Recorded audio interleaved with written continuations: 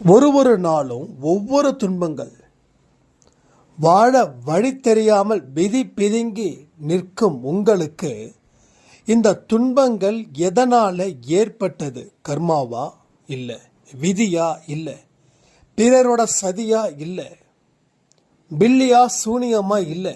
ஆனால் ஒன்றே ஒன்று, இதுவரைக்கும் சொல்லப்படாத ஒரு மிகப்பெரிய ரகசியம்தான் அது. நிச்சயமாக நீங்கள் முடிவை மாற்றணும், வேறு வழியை தேடணும். 100% உங்களுக்கு நிச்சயமாக எதெல்லாம் நீங்கள் பெறணும்னு நினச்சிங்களோ அதெல்லாம் கிடைத்தே தீரும். மொத்தம் 4 விதமான மனிதர்களுடைய ஆசீர்வாதம் இப்போ வரைக்கும் உங்களுக்கு வந்து சேரல. கதவுகளை திறந்தாதான் உள்ள வர முடியும். உங்களுடைய கதவுகளை திறக்காம உள்ள எந்த நல்ல விஷயமும் நடக்காது. நீங்கள் 1000 கோடி லட்சம் முயற்சி பண்ணாலும் இந்த ஒரு வழியில் நீங்கள் போனால் மட்டும்தான் உங்களுடைய லட்சியம் நிறைவேறும். இல்லைன்னா இன்னைக்கு இருக்கக்கூடிய துன்பம் தொடர் கதையாக மாறும். இதை மாற்றணுமா, வெற்றி பெறணுமா, வெற்றி உங்கள் கையில் வரணுமா, வெற்றி உங்கள் வீடு தேடி வரணுமா, முடிவு பண்ணுங்க. அனைத்தையும் உங்களால் ஏற்படுத்தவும் முடியும், உருவாக்கவும் முடியும், சாதிக்கவும் முடியும்.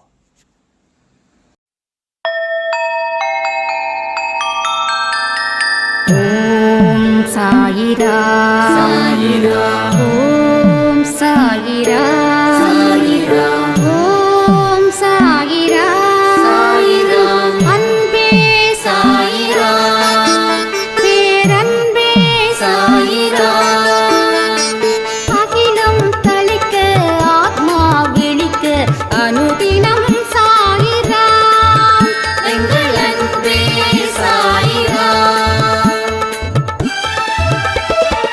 ஒன்றே இறைவன், ஒன்றே பூமிக்கென்றும் சாயிரா, சரணம் சாயிரா, நன்றே செய்து வாழ்வோம், நாம் ஒன்றே செய்து வாழ்வோம், அன்பே சாயிரா.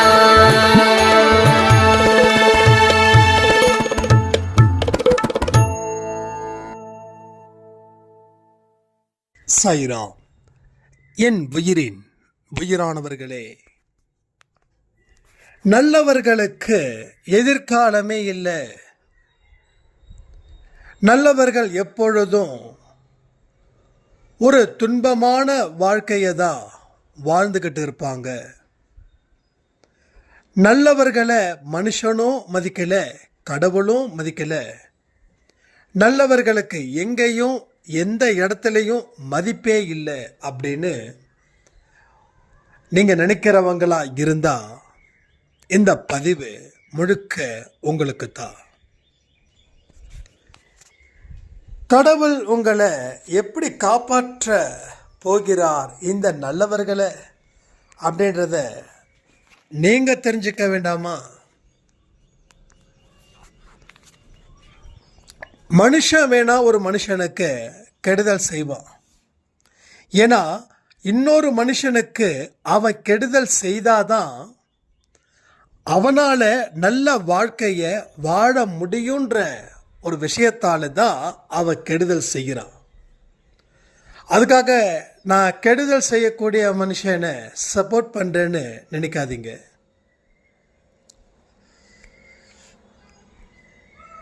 ஆனால் தெய்வங்கள் கெடுதல் செய்கிறவன் கூட திருந்தினானா அதற்கு பதிலாக தெய்வங்கள் நல்ல வாழ்க்கையே அவனுக்கு கொடுக்கும்.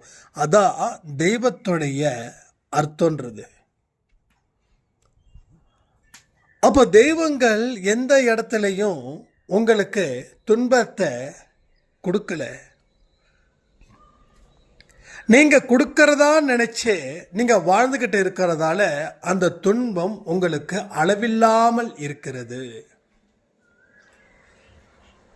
ஒரு பக்கம் சுனாமியும் ஒரு பக்கம் சூறாவளியும் வந்தால் அங்கே மனுஷன் இருக்கக்கூடாது.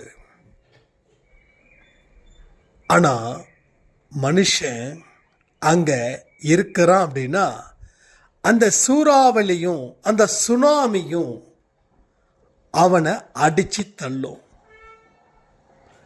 அப்போ துன்பத்தின் பக்கத்தில் மனுஷன் நிற்கிறான், துன்பத்தை பற்றியே யோசிக்கிறான்,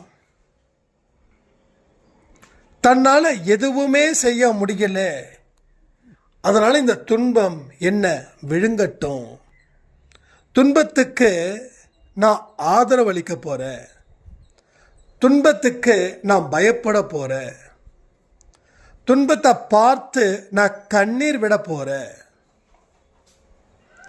இந்த மாதிரி மனுஷனுடைய மனசில் இப்படிப்பட்ட எண்ணங்கள் அதிகரிக்குது.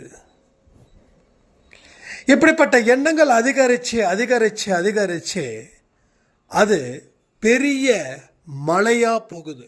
மலை, ஹில்ஸ். சின்னதாக இருந்த குப்பை, அந்த குப்பையை எடுக்கலைன்னா என்ன ஆகும்? அந்த இடமே மேடாக இருக்கும். அந்த மேட்டுக்கு காரணம் அதில் இருக்கிற குப்பை. அப்போ சின்ன வயசுல இருந்து நாம துன்பத்தை பார்த்து பயந்து நடுங்கி அஞ்சி எதையுமே செய்யாம ஒரு சேஃப்டியான வாழ்க்கைக்குள்ள வாழ்ந்துக்கிட்டு இருக்கிறோம். அப்போ அந்த துன்பம் என்ன பண்ணுது? சிறிய அளவில் ஆரம்பிச்சு இன்னைக்கு பெரிய மலை போல கம்பீரமா அதை என்ன பண்ணாலும் உடைக்க முடியாத அளவுக்கு அது ரொம்ப பலம் வாய்ந்ததா இருக்குது. அப்போ இதை உடைக்கணும். எத்தனையோ மலைகளை உடைச்சி அதை ரோடு போட்டு சரி பண்ணியிருக்காங்க. மனுஷனாலேயே முடியுது ஒரு மலையை உடைச்சி அதை அந்த இடத்துல ரோடு போட்டு அந்த இடத்துல ஒரு டூரிஸ்ட் பிளேஸாக ஆக்குறாங்க. ஒரு மனுஷனால முடியுது அப்படின்னா ஒரு தெய்வத்தால முடியாதா? தெய்வம் எல்லாம் செய்யும். ஆனா மனுஷன் தெய்வத்துடைய தொடர்புல இருக்கிறவனா இருந்தா அவனுக்கு எல்லாம் கூடும், எல்லாம் நடக்கும். அவனுக்கு நடக்காது அப்படின்ற ஒரு விஷயம் கூட இந்த உலகத்தில் இருக்காது. அப்போ எதிர்காலத்தை பற்றி நல்லவர்கள் பயப்படுவதற்கு காரணம் அவங்களுடைய பய உணர்வு. அது ரொம்ப டெப்தா உள்ள போயிடுச்சு. அப்ப இதை உடைக்கணும் அப்படின்னா நம்ம சுய அறிவை தாண்டி, நம்ம சுய பலத்தை தாண்டி வேறு ஒரு பலமும் தேவைப்படுது. ஒத்தையில் நின்னா ஜெயிக்க முடியாதுன்னு நமக்கு தெரியுது. அப்போ என்ன பண்ணுவோம்? அதை ஜெயிப்பதற்கு யார் நமக்கு தேவைப்படுகிறார்களோ அவர்களை அழைத்து கொண்டு நாம களத்தில் இறங்குவோம். இப்படி இறங்குனா கண்டிப்பா நம்மால வெற்றி பெற முடியும். அப்போ நம்மளை தாண்டி ஒருத்தவனை நம்ம சூஸ் பண்ணணும்னா நம்ம பலகீனமானவனை சூஸ் பண்ணுவோமா, இல்லை சரி சமமான பலம் கொண்ட ஒருத்தவனை சூஸ் பண்ணுவோமா, இல்லை நம்மளை விட அதிகமான பலம் கொண்டவனை, அதாவது உடல் பலம், மனபலம், புத்தி பலம், அறிவு பலம், எல்லா பலத்தையும் தான் சொல்கிறேன். அப்போ எந்த மாதிரி மனிதனை நாம் சூஸ் பண்ணுவோம்? ஸோ நமக்கு இருக்கக்கூடிய ஒரு சிற்றறிவை வச்சுக்கிட்டு நம்மளை விட பலசாலியை தான் நாம் சூஸ் பண்ணுவோம். ஏன்னா அந்த பலசாலி தான் நமக்கு தேவையே தவிர நம்மளை விட சரிசமமான பலமோ இல்லை நமக்கு கீழே இருக்கக்கூடிய பலகீனமானவனையும் நம்ம சூஸ் பண்ண போகிறது இல்லை, சூஸ் பண்ணக்கூடாது. அதை சூஸ் பண்ணால் நாம் தோற்று போயிடுவோம். அப்போது மனுஷனால் கொடுக்காத பலத்தை இறைவன் கொடுப்பாரு. ஏன்னா உங்களுக்கு இறை நம்பிக்கை இருக்கிறதால தான் நான் மூச்சு விடாமல் பேசிகிட்டு இருக்கேன். இறை நம்பிக்கை உங்களுக்கு இல்லைன்னா நான் பேச வேண்டிய அவசியமே இருக்காது. கடவுள் இருக்கிறாருன்னு நம்புறீங்க. கடவுள் இருந்தும் என்னுடைய தேவைகளை அவர் தெரிஞ்சுக்காம இருக்கிறாருன்னு நீங்கள் சொல்கிறதால தான் நான் உங்களுக்கு இந்த பதிலை சொல்கிறேன். முதல் பாயிண்ட்டு கடவுள் இருக்கிறார், அதை நீங்கள் உறுதியாக நம்புறீங்க, அதில் எந்த குழப்பமும் நீங்கள் இல்லை, அதில் சந்தேகமும் இல்லை. ஆனால் கடவுள் இருந்தும் என்னுடைய எதிர்காலத்தை நினைக்கும் போது நான் கண்ணீர் விட்டு அழுது கொண்டு இருக்கிறேன் சொல்லுறவங்களுக்கு தான் இந்த பதிவு. அதுக்கு காலங்காலமாக நீங்கள் பிறந்ததில் இருந்து போன ஜென்மம், அந்த முந்தின ஜென்மம், இதெல்லாம் நான் சொல்ல வரல. இந்த ஜென்மத்திலேயே நாம் எத்தனையோ பயந்த நாட்கள் இருக்குல்ல. ஒன்றும் இல்லை, ஒரு விஷயம் கேட்குறேன். இந்த ஒரு வருஷத்துக்கு 365 நாள். அப்போது நீங்கள் பிறந்ததில் இருந்து இந்த நிமிஷம் வரைக்கும் ஒரு தோராயமாக ஒரு 1000 நாளை வச்சுக்கலாம்.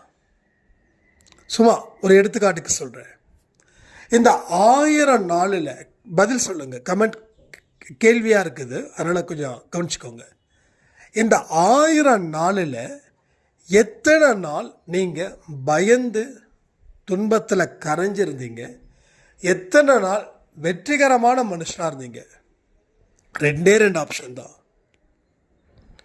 பயந்த நாட்களும் துன்பம் தரக்கூடிய நாட்களும், இல்லை துன்பத்தை நினச்சி எதுவும் செய்யாத நாட்களும் எத்தனை நாள்?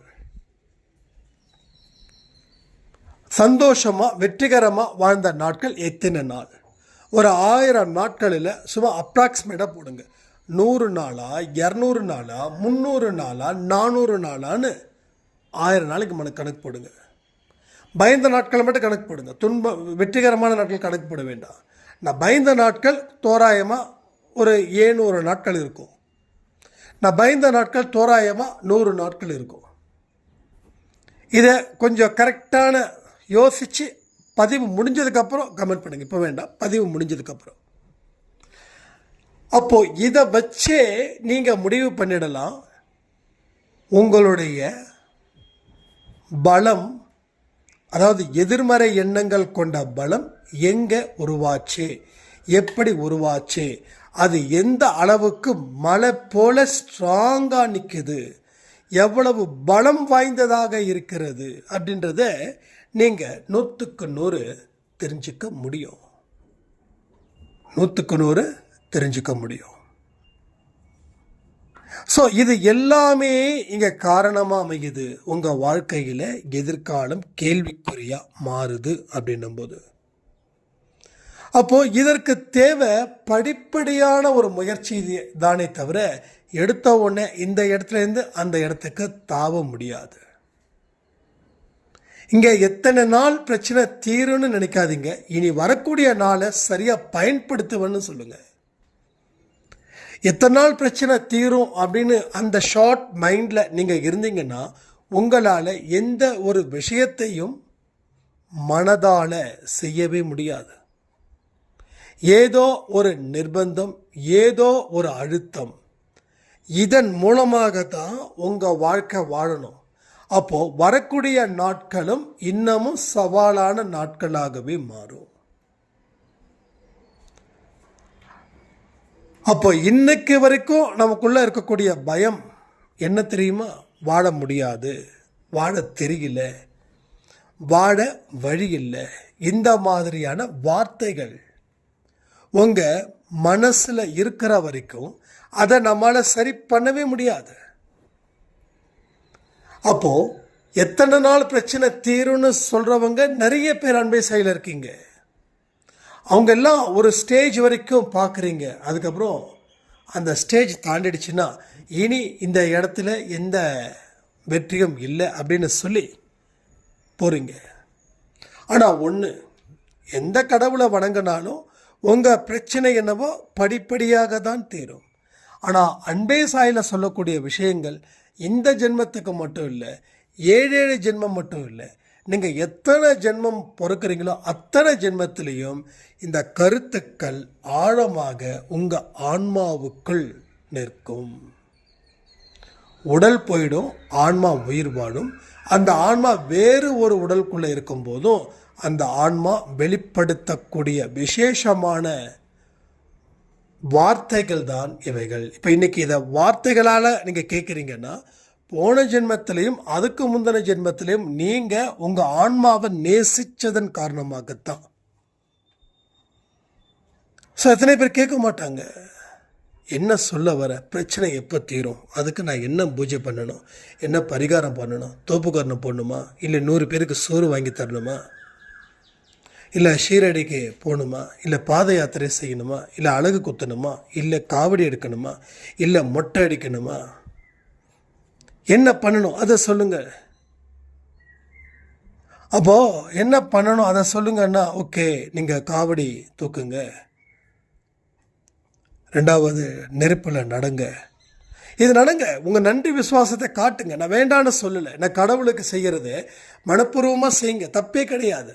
ஆனால் இதனால் இந்த பிரச்சனை தீருதான்றது தான் பெரிய கேள்வி. அப்படி பார்த்தா நம்ம முன்னோர்கள் நிறைய பண்ணியிருப்பாங்க, நம்ம முன்னோர்கள் எக்கச்சக்கமாக பண்ணியிருப்பாங்க. ஆனால் அவங்க ஒரு ராஜா போல ஒரு மந்திரி போல இருந்தாங்களா? இல்லையே. நம்ம முன்னோர்கள், அதாவது என்னுடைய முன்னோர்கள், என்னோடதுன்னு மன்னிச்சிருங்க, தனியாக நான் பேசுகிறது, நான் உங்களுக்கு புரிய வைக்கிறதுக்காக சொல்கிறேன். என்னுடைய முன்னோர்கள் நிச்சயமாக பண்ணியிருப்பாங்க, ஆனால் அவங்க பெருசாக ஒன்றும் வாழலை. அதுக்காக அவங்க செஞ்சதை தப்புன்னு நான் சொல்லலை, அவங்க செஞ்சதை தப்புன்னு நான் சொல்லலை. ஏன்னா முன்னோர்கள் செய்கிறது எல்லாமே சரிதான், ஆனால் அது எங்கே டோட்டலாக இதை செஞ்சாதான் நடக்குன்றத கொஞ்சம் கொஞ்சமாக மாற்றிட்டாங்க. இன்னைக்கு நம்பிக்கை இல்லாதவன் கோயிலில் நிற்கிறான், நம்பிக்கை இருக்கிறவன் கோயிலில் நிற்கிறது இல்லை. இது உண்மையா பொய்யா நீங்களே சொல்லுங்க.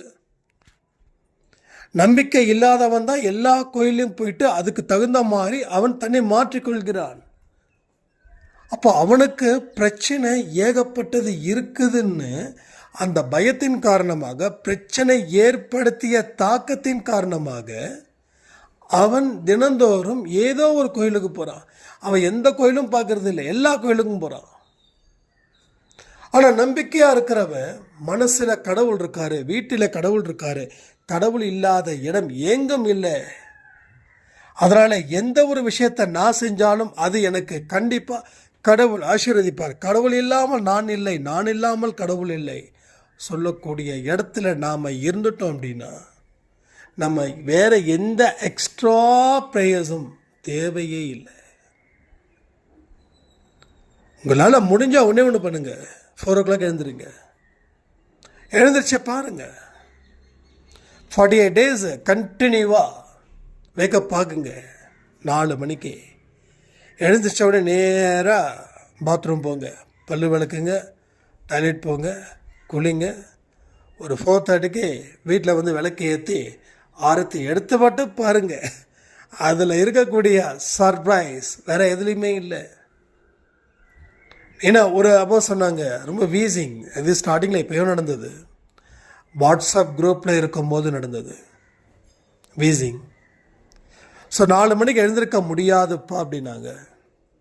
ஆனால் 4 மணிக்கு எழுந்திருக்கணுன்ற ஆசை இருக்குதுன்னாங்க. நான் ஒன்று சொன்னேன், ஆசை இருக்குல்ல, பயம் இல்லைல்ல. பயம் இல்லைப்பா, ஆசை இருக்குது. சரி, ஆசை இருக்குதுன்னா ஒன்று பண்ணுங்கள், 4 மணிக்கு எழுந்திரிச்சு தான் பாருங்கன்னு. 2 நாள் 3 நாள் கொஞ்சம் ஓவராக தான் இருந்தது அவங்களுக்கு. நான் கூட சொன்னேன், இல்லைம்மா ஒரு 6 மணிக்கு எழுந்திருங்க. இல்லைப்பா பார்த்துக்கலாம்.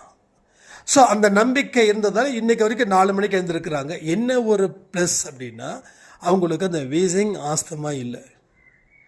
ஏன்னா நம்பிக்கை எந்த அளவில் உருவாக்கப்படுது அப்படின்றத நம்ம பார்க்கணும்.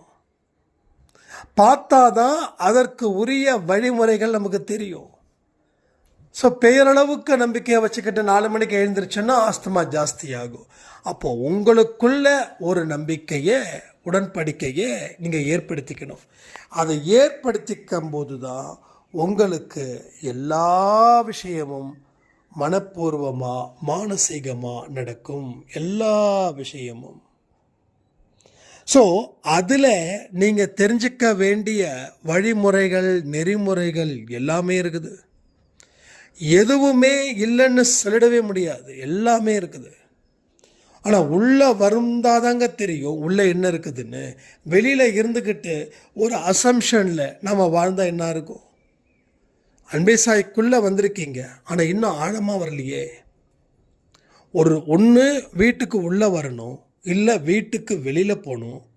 வாசலில் நின்னா என்ன அர்த்தம்? அது மாதிரி தான் இங்கே நிறைய பேர் வாசலில் நிற்கிறீங்க, உள்ளே வரவும் இல்லை, வெளியில் போகவும் இல்லை. ஒன்று உள்ளே வந்து இந்த தத்துவத்தை சித்தாந்தத்தை வாழ்க்கையாக மாற்றுங்க, இல்லை வெளியில் போய் வேறு ஒரு தத்துவத்தையும் சித்தாந்தத்தையும் எடுத்துக்கோங்க.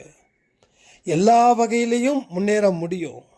ஆனால் எந்த வழியில் போகிறதுன்றது நீங்கள் முடிவு பண்ணணும். மற்றவங்க முடிவு பண்ணக்கூடிய இடத்துல நீங்கள் இல்லாமல் நீங்கள் முடிவு பண்ணணும். அப்போ அன்பே சாய்க்குள்ளே வந்துட்டீங்க, எஸ் இதுதான் வாழ்க்கை, ரைட், விடு பார்த்துக்கலாம், என்ன சொல்கிறாரு, ஓகே 4 மணிக்கா எழுந்திரிச்சிடலாம்.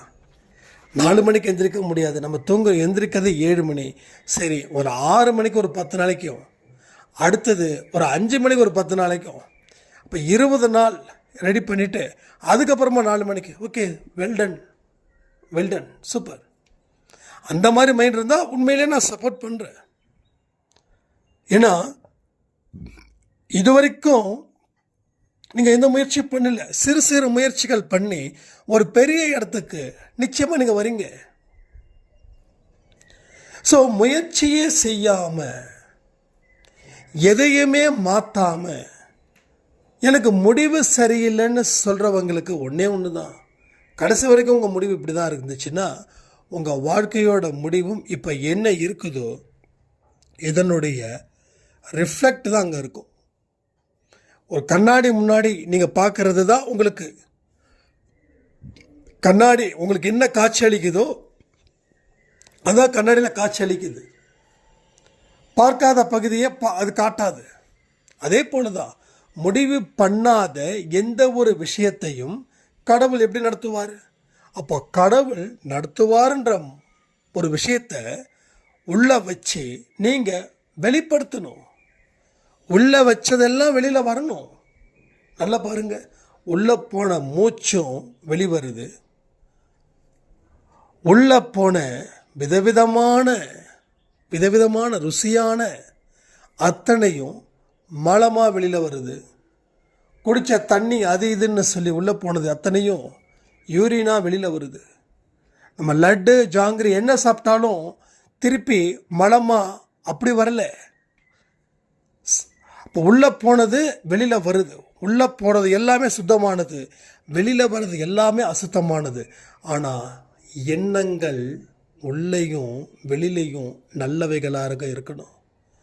ஸோ நல்ல எண்ணம் உள்ளே போச்சுன்னா நல்ல வார்த்தை வெளிவரும். கெட்ட எண்ணங்கள் உள்ளே போச்சுன்னா கெட்ட செயல்கள் தான் வெளியில் வரும். இதில் தான் சேஞ்சஸ் இல்லை, மற்றது எல்லாமே சேஞ்சஸ் இருக்குது. ஸோ எதையுமே புரிஞ்சிக்காம நாம் எதிர்காலத்தை பற்றி பயப்படுறோன்னா நீங்கள் சரியில்லைன்னு தான் என்னால் சொல்ல முடியுமே தவிர, நீங்கள் சரியாக இருந்து கடவுள் சரியில்லை, உங்கள் கிரகங்கள் சரியில்லை, வீட்டு அமைப்பு சரியில்லைன்னு கதை விடுறதுக்கு நான் ஒன்றும் கமர்ஷியல் பர்சன் கிடையாதுங்க. நீங்கள் என்ன பண்ணாலும் ஏது பண்ணாலும் சரி, நீங்கள் மாறலைன்னா எதுவுமே மாறாது. நீங்கள் எவ்வளவு ஒரு மோசமான இடத்துல வீடு கட்டி இருந்தாலும் சரி, உங்கள் மனசு, உங்கள் முயற்சி, உங்கள் உழைப்பு இது இருந்துருச்சுன்னா அந்த இடமே ஐஸ்வர்யமாக நிற்கும். இல்லை ஐஸ்வர்யமான இடத்துல கோயிலுக்கிட்டேயே வீடு கட்டினாலும் சரி, ஆக்சுவலாக கோயில்கிட்ட குடியிருக்கக்கூடாதுன்னு சொல்லுவாங்க, சரியா எனக்கு தெரியல. ஏதாவது ஐஸ்வர்யமான இடத்துல தான் நான் குடியிருக்கிறேன், இனி அந்த ஐஸ்வர்யமான இருக்கக்கூடிய விஷயங்கள் எனக்கு வரும்னு நினச்சிங்கன்னா உங்கள் மனசு மாறாத வரைக்கும் எதுவும் மாறாது. அங்கே நிறைய பேர் இருந்தாலும் உங்களுடைய துன்பம் என்னைக்கும் தொடரும். அப்போது அலைய வேண்டாம், காசு செலவு பண்ண வேண்டாம், அலைச்சல் இல்லை. ஆனாலும் ஒரு மிகப்பெரிய நல்ல முடிவு உங்கள் வாழ்க்கைக்கு வந்து சேரும். அப்போது எதை சரி பண்ணணும், எதை சரி பண்ணக்கூடாது, எதை விடணும், எதை விடக்கூடாது, எதை சாதிக்கணும், எதை நினச்சி கூட பார்க்கக்கூடாது, இது எல்லாமே உங்கள் வாழ்க்கையில் நீங்கள் உங்களுக்கு தேவையான அத்தனை முறைகளையும் எடுத்துக்கொண்டு தேவையில்லாத விஷயத்தை விட்டுடுங்க. ஒன்று நீங்கள் உங்களை ஃபில்டர் பண்ணணும்னு நான் பல பதிவில் சொல்லியிருக்கேன், அதே தான் சொல்கிறேன். ஒன்று எது தேவைன்னு பாருங்கள், அதை மட்டும் எடுங்க. இல்லை எது தேவையில்லைன்னு பாருங்கள், அதை விட்டுடுங்க. இந்த ரெண்டில் ஏதாவது ஒன்று தான். இதை முடிவை எடுத்துட்டா கடைசி வரைக்கும் இதில் இருந்து நீங்கள் பின்வாங்க கூடாது. நீங்கள் பின்வாங்க ஆரம்பிச்சிட்டிங்கன்னா எடுக்கிற ஒரு முடிவுக்கும் ஃபியூச்சரில் நீங்கள் பின்வாங்கிக்கிட்டே இருப்பீங்க. ஒரு முயற்சி செய்கிறீங்க 10 நாள், 11வது நாள் அது காணாமல் போகுது. என்ன அர்த்தம், ஏது ஒன்றும் புரியல. அப்போது நீங்கள் நிலையில்லாத மனுஷன், நிலையானவன் இல்லை. நீங்கள் நிலையானவனாக நினைக்கிறீங்க, அதனால தான் உங்களால் சாதிக்க முடியல. உங்கள் மனசு அடிக்கடி மாறிக்கிட்டே இருக்குது. ஒன்று இந்த பக்கம் வருது, இல்லை அந்த பக்கம் வருது. அந்த சென்டரில் மட்டும் நிற்கவே மாட்டேங்குது. உங்கள் தோல்விக்கும் அவமானத்துக்கும் இது ஒன்றே முழு காரணமாக அமையுது. ஸோ அப்போ நாம் என்ன செய்ய வேண்டிய வழிமுறைகள், நம்மளுடைய போகிற போக்கு, இது எல்லாமே நாம் கொஞ்சம் உறுதிப்படுத்த வேண்டிய நிலையில் இருக்கும். நீங்கள் நிறைய நாள் எடுத்துக்கோங்க முயற்சி செய்ய, யோசிக்க. ஆனால் ஒன்ஸ் முடிவை எடுத்துட்டால் அதில் இருந்து நகராதீங்க. அதனால தான் சொல்கிறேன், 6 மாதமானாலும் சரி, இல்லை 1 வருஷமானாலும் சரி. அதுக்காக 1 வருஷம் எடுத்துக்க வேண்டாம், ஏன்னா ஆல்ரெடி ரொம்ப லேட் பண்ணியிருக்கோம். நான் ஒரு உதாரணத்துக்காக சொல்கிறேன். நல்ல தீர ஆற அமர யோசித்து முடிவு பண்ணுங்க. ஒரு மிராக்கிள் சொல்லணும்னு நினைக்கிறேன். நம்ம அன்பே சாயில ஏற்கனவே நான் சொல்லியிருக்கோம், ஒரு தள்ளுவண்டிக்காரர் பெரிய ஹோட்டல் கட்டியிருக்காருன்னு. அதே போல் இன்னொருத்தவரும் அவர் இங்கே சீர்காழியில் இருக்கார். இதே போல் தாங்க நானும் ஒரு தள்ளுவண்டி வச்சு வியாபாரம் பண்ணேன். ஆனால் சொந்தக்காரவங்க கிட்டெல்லாம் நான் பெரிய ஹோட்டலில் குக்காக இருக்கிறேன்னு சொன்னேன். ஆனால் இப்போது அன்பே சாய் ஆடியோவை கேட்டதுக்கப்புறம், எல்லா இடத்துலையும் உண்மையை பேசுகிறதுக்கப்புறம், நான் இன்றைக்கி சொந்தமாக ஒரு மெஸ்ஸை ஓப்பன் பண்ணிட்டேன். கண்டிப்பாக நீங்கள் வரணும் அப்படின்னாங்க. ஸோ என்னால் வர முடியாத சிச்சுவேஷன். ஸோ சாயப்பா நம்ம அன்பே சாய் குடும்பத்தில் இருக்கிற அத்தனை பேருடைய ஆசீர்வாதமும் ஒட்டுமொத்தமாக இருக்கும். அவருடைய மிஸ்ஸோட நேம் தங்கமணி மிஸ். அவங்க அம்மாவுடைய பெயர் வச்சுருக்காங்க. மேலே அன்பே சாயின்னு சொல்லி கீழே தங்கமணி மிஸ்ன்னு வச்சுருக்காங்க. ஸோ அவங்களுக்காக நம்ம வாழ்த்துவோம். இது மாதிரி இன்னும் எத்தனையோ பேர் சின்ன அளவில் தொழில் செய்கிற அத்தனை பேருக்கும் சாயப்பாவுடைய ஆசீர்வாதம் கண்டிப்பாக கிடைக்கணும்னு சொல்லி நீங்களும் ப்ரே பண்ணிக்கோங்க. ஒவ்வொருத்தவங்களோட வழியையும் தன் வழி என்று உணர்பவன் கடவுள் தூக்கி நிறுத்துகிறார். அவன் வழி அவனை அழியட்டும், எனக்கு என்ன அப்படின்றவனுக்கு கூடுதலான வழியையும் அவர் தருகிறார். எது வேண்டுமோ அதை நாம் முடிவு பண்ணலாம். ஸோ வாழ்க்கையில் சந்தோஷமாக இருக்கணும். கடவுளுடைய அனுக்கிரகம் பெற்ற குழந்தைகள் தான் நீங்கள். ஸோ எந்த பதிவையும் தயவு செய்து மிஸ் பண்ணாமல் பாருங்கள். அதில் இருக்கக்கூடிய கருத்துக்களை தேடுங்க, அதை வாழ்க்கையாக பயன்படுத்துங்க.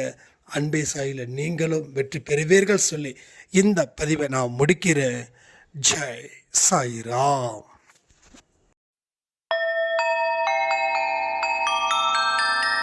ஓம் சாயிரா சாயிரா.